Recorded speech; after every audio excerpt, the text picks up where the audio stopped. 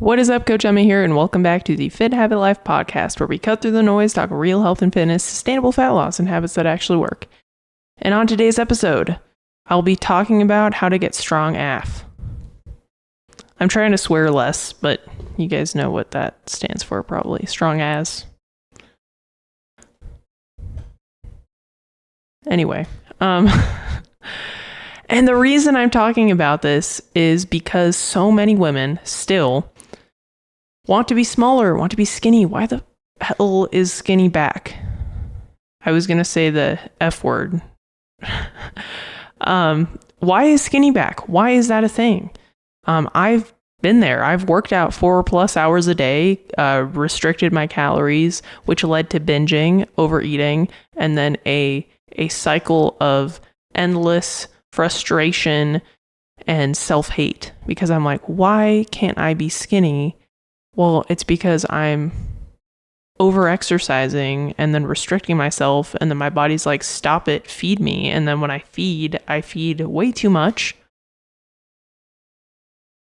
And when I did get skinny, what I had to do to maintain it was really, really unsustainable, and it wasn't very fun. I didn't really have a good life. I didn't really have a very fulfilling life. Yesterday, I was like, hey, husband, let's go and have a coffee date. We got mochas. The place we get to that has mochas, they don't put like a bunch of sugar in it. It's just like really dark chocolate that they put under the drip espresso machine, and it's really, really good.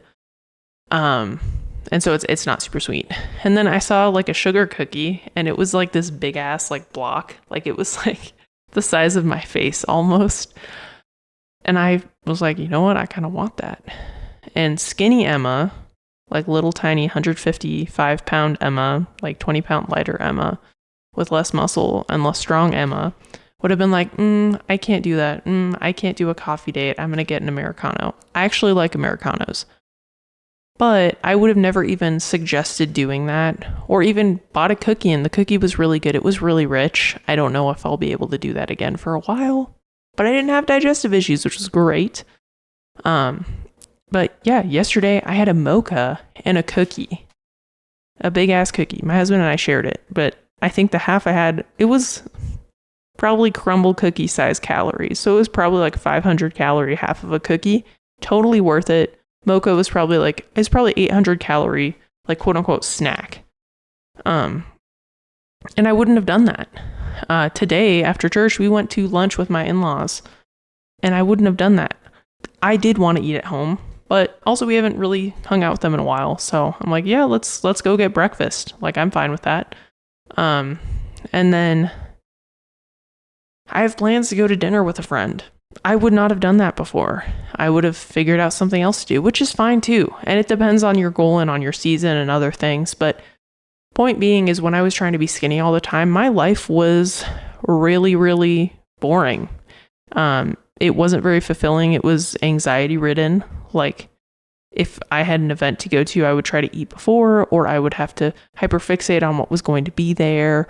Or, I'd get anxiety about going to family gatherings and stuff. And now I'm like, I know how to eat, and I have enough muscle to where if I do overeat, it's not going to be a huge difference.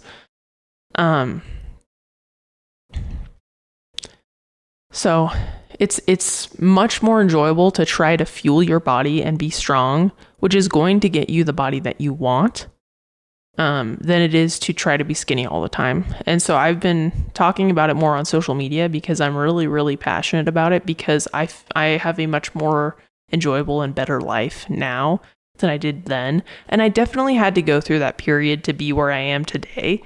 But I'm hoping that you guys listening to this don't have to.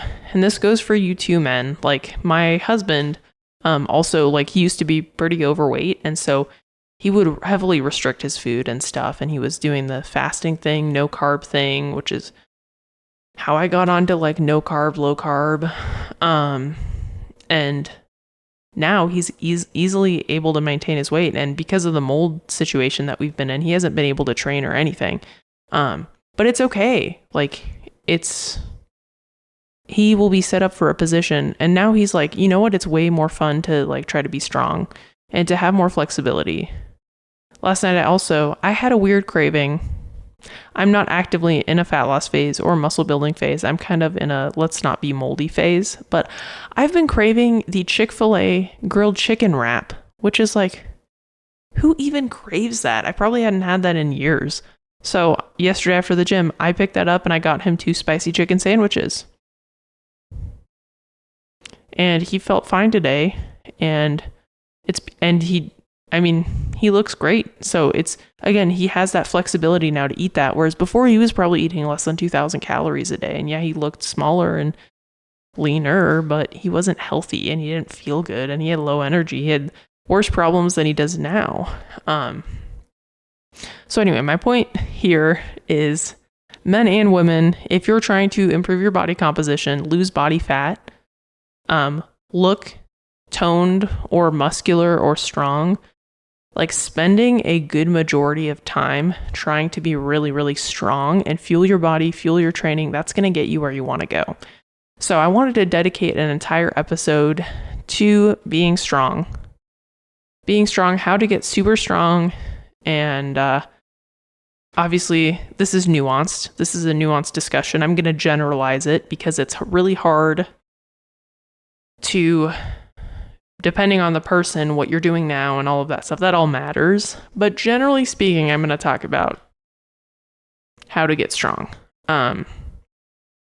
But before we dig in, my little intro rant, thank you for listening. If you've enjoyed the show, if you could rate the show, share the show, or subscribe to the podcast. That just helps me get in front of more people, which helps me help more people, which is the goal of this show. So, okay, let's jump in now. So how do you get strong? Well, one, you need to be strength training. I feel like that's fairly obvious, but I just want to be explicit. You need to be lifting weights. And there is value to all rep ranges, right? So like between, I believe there's studies from anywhere from 1 to 30 reps, you can build muscle. But if you want to be stronger, and again, there's value in doing all the different modalities, especially if you've hit a plateau. Like let's say you're in a heavier training block where it's like 2 to 4 reps. If you're in a heavier training block, there is value to going outside of that. But you should probably spend a large majority of the time for the compound lift specifically within the probably 2 to 8 kind of rep range. Because compound lifts specifically are very taxing on the central nervous system. And if you want to get good at something, you should practice the thing. So if you want to be strong in the 1 to kind of 4 rep range category, you probably don't want to veer too far away from that. You can for periods of time, but you still want to spend most of your time in the lifts you're trying to get better at in that lower rep range. This obviously doesn't apply to pull-ups and dips and those sort of things, unless you're trying to get strong at weighted pull-ups and weighted dips and weighted body weight exercises. But yeah, you should spend a majority of your time in that kind of rep range. And then I'd say the other thing, you need to fuel your training. You need to be eating carbs around or during your training, depending on how long the training sessions are. And again, and this is something that I've talked about, it's probably been a while, but the more specific you are with a goal and the more you specialize in a goal, the faster you'll reach that goal. So if you want to get very strong, let's say you want to be well-rounded, like you want to be able to run and be hypermobile and do other sports or do other things, that's great. But during this season, really focus on training and really prioritize your training. Cardio will actually help your mitochondria's ability to utilize energy. But a majority of your training should be strength training. So like I'd probably veer, if we're thinking like 2 to 4 times a week of strength training, I'd err towards the more 4 times a week. So 4 times a week of strength training. My preference are 2 modalities for 4 times a week. And essentially you're hitting each muscle group twice a week. I like an anterior posterior split or an upper lower split. And usually I do upper lower split because 4 days a week of hitting some type of compound leg thing can be kind of daunting depending on how you're feeling. But if it's just twice a week, it's a little bit better. But anterior is like training the front side of your body, and posterior is backside. So like you might do squats and bench press one day and pull-ups and Romanian deadlifts the other day, something like that. If you want to get stronger, and this is a very nuanced conversation. So depending on the lift, what lift you want to get stronger at, that is something you should try to do more frequently. So let's say you're doing a 4-day-a-week split. Maybe you do touch that lift the other 2 days during the week just to practice it, but very, very light. Because the better you get at that specific movement pattern, the more weight you're going to be able to lift in that movement pattern. And this depends on the lift, like deadlift. I wouldn't do that for deadlift. What has gotten me very good at deadlifting, says someone who can deadlift over 300 pounds now. No biggie. Anyway, I just hit that yesterday, so I'm pretty jazzed about it. But I actually only deadlift once a week. That is probably one of the most taxing lifts on your body. But I train the muscles that are leveraged in that lift. So I do hip thrusts that train the glutes. I do Romanian deadlifts that train the glutes and the hamstrings. I do seated and prone leg curls. I do back extension, the back extension machine. I mean, I guess it's a very glute dominant exercise, the kind of a, what's it called? Maybe it's called a hip extension. It's like at a 45-degree angle-ish. And sometimes, so this is a machine that my gym has, and it has a handle and you can load it with weight. And basically you're holding the handle with your arms and you're using your glutes and low back it's like a reverse crunch sort of situation. I mean, not a reverse crunch. It's a crunch with your glutes. I've had too much coffee today, people. Okay. So I trained a lot of posterior chain exercises that strengthen the muscles for the deadlift, but I also practice the deadlift at least once a week. And in this past year, with my coach, I have increased my deadlift from, I think was able to do like by over 60 pounds, I think, from when I started training with my coach.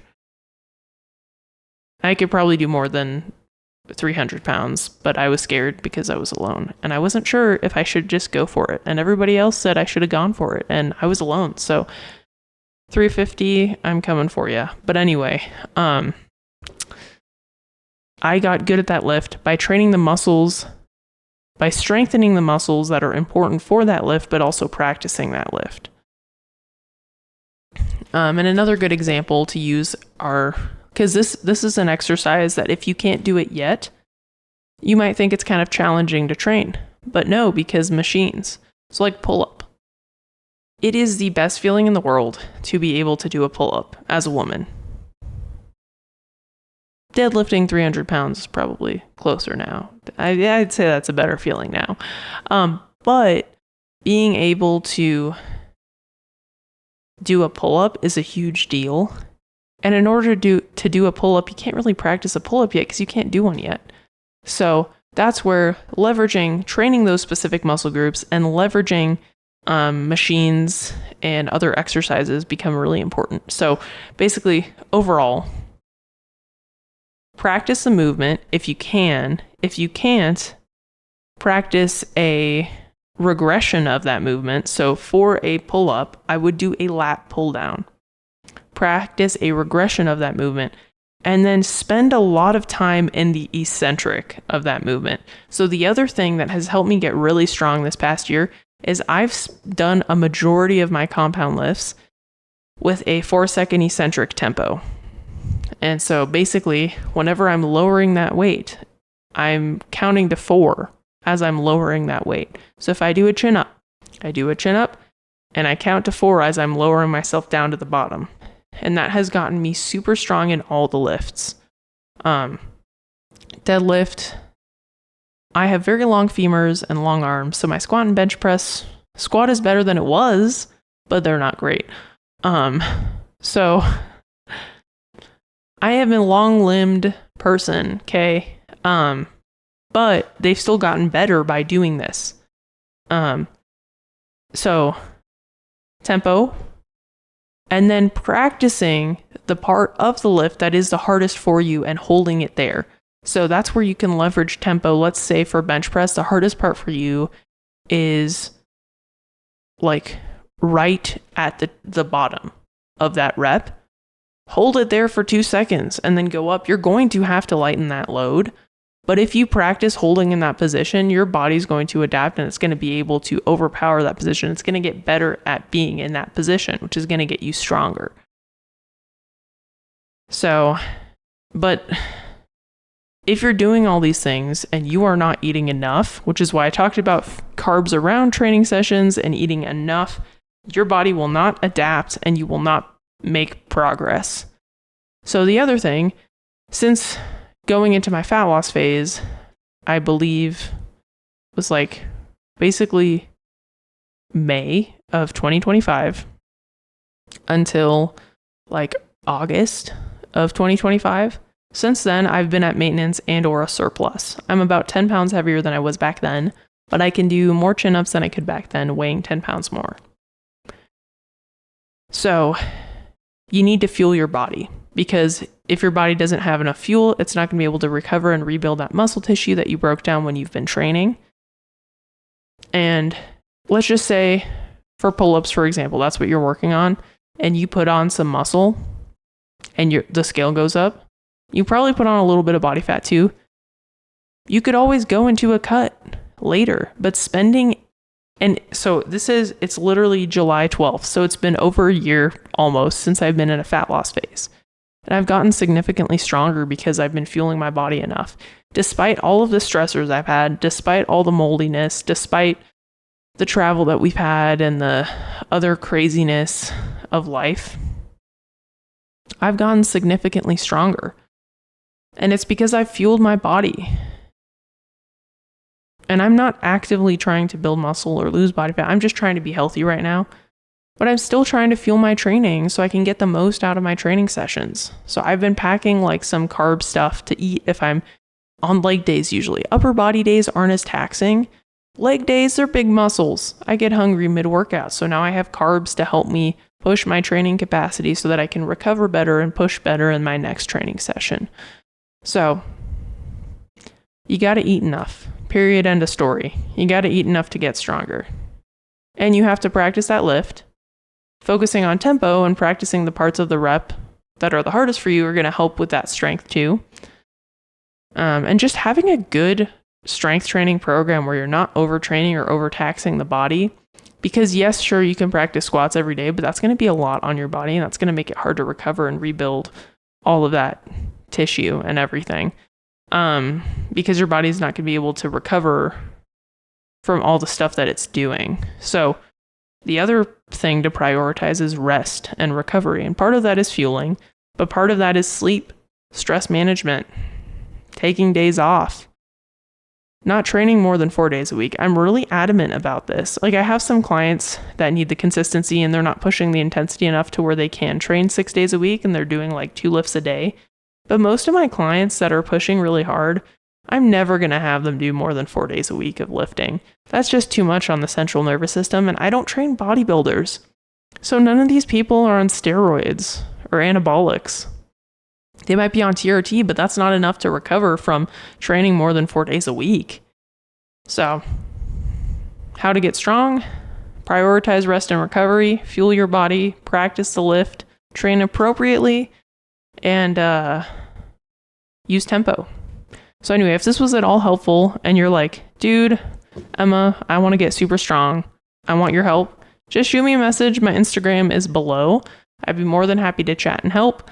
Or if you're like, hey, this is all I needed, I'm excited to implement it. Cool. Tag me on your strength post or on your PRs or let me know like what you're going to start implementing, what you're going to start doing. But yeah, and if this has been helpful, please share the show, rate it, subscribe. It just helps me help more people, which is the goal of the show. So anyway, that is all for today. Hope you guys have an awesome rest of your day, and I'll chat with you later. Peace.